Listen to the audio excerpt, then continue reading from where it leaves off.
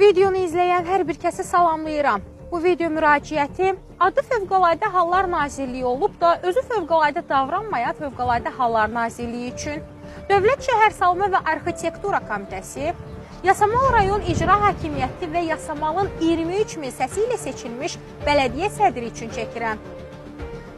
Bura Yasamal rayonudur. Mən Ümid Əkbərov küçəsi ev 109-da yaşayıram. Məni tanıyanlar, bilənlər bilir ki, müstəqil jurnalistəm. Məsələ bundan ibarətdir ki, bir neçə gün öncə Millisə Parkda baş verən hadisə hər kəsə məlumdur. Və mən bir neçə gün sonra, bəlkə də bir saat sonra eyni hadisənin təkrar olunmaması üçün bu video müraciəti çəkirəm.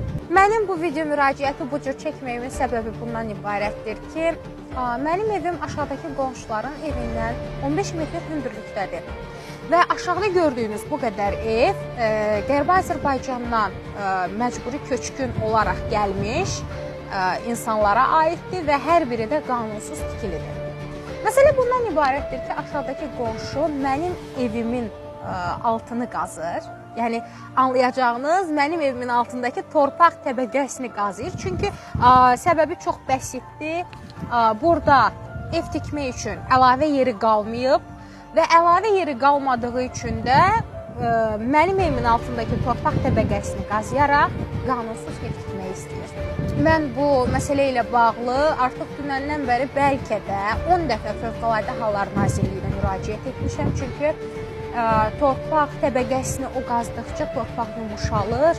Lakin Fövqəladə Hallar Nazirliyi normalda fövqəladə davranmalı idi və gəlib yerindəcə baxış keçirməli idi. Lakin mən dünəndən bəri bəlkə 5 dəfə, 10 dəfə zəng etmişəm qaynar xətt nömrələrinə. Onlar hər dəfəsində... Bu barədə deyə bilmirik. Çünki biz ötürücü qurumuq. Məlumatı biz götürürük, adətimiz ötürürük. İcraçı qurumlar nə vaxt gedib baxacaq, həll edəcək, o barədə bizə məlumat verilmir. Axı bu məntiqsiz bir şeydir. Bəlkə mən bir aydan sonra gələcək, bəlkə 2 gündən sonra bu ev çökəcək, o qazacaq. Çünki adam axşamdan səhərə qədər qazıntı işi aparır. Təkrar bir daha ötürərik, xanım, təkrar bir daha ötürərik məlumatı.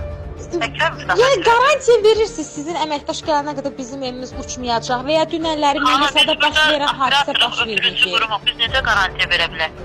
Yəni qarantisi verə bilər. Yəni biz ötürücü qurumuq, sadəcə məlumatı götürüb adəti üzrə ötürmüşük, rəsmi qaydada müraciət olunub bununla bağlı. Okey, tamam. Siz yaxın günlərdə bəlkə bir 15 gün sonra gələcəksiniz, amma mənim bəlkə 1 saat sonra evim uçacaq.